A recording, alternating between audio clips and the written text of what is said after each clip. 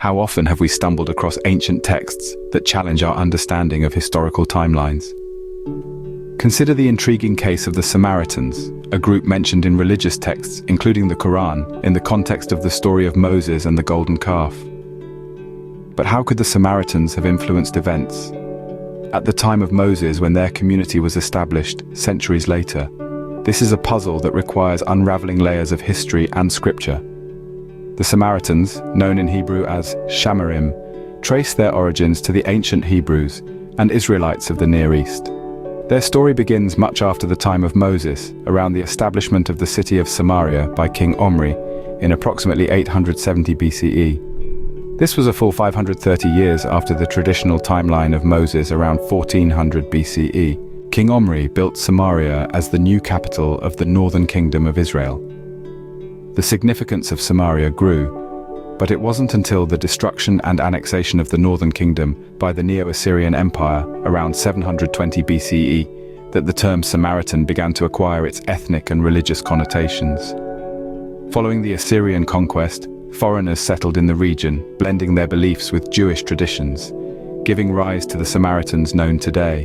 The mention of a samurai in the Quran in the context of the golden calf during Moses' time presents a historical anachronism. The Quran recounts that, after Moses left his people, they were led astray by a figure known as the samurai, who fashioned a calf of gold for them to worship. This narrative introduces a character associated with Samaria, a place not yet founded during Moses' era. The term samurai likely derives etymologically from Samaria, suggesting a link to the region or its people. However, interpreting Samurai as a representative of the Samaritan community poses a timeline discrepancy. The Samaritans, as an identifiable group, emerged only after the Assyrian Empire resettled the area of Samaria with people from different ethnic backgrounds, blending their religious practices with those of the subdued Israelites. This discrepancy raises questions about the reliability of historical narratives within sacred texts.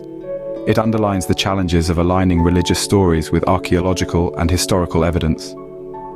While some may view these texts as divinely inspired, free from error, others argue that such anachronisms reflect the human element in the transcription and transmission of these stories.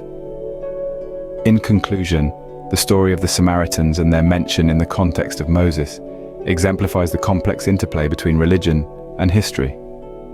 It highlights the need for careful interpretation and understanding of ancient texts within their historical context. These narratives not only teach us about faith and morality, but also about the historical and cultural conditions of the times in which they were written. Always remember, history is not just about the past. It's a lens through which we view and understand the complexities of our world.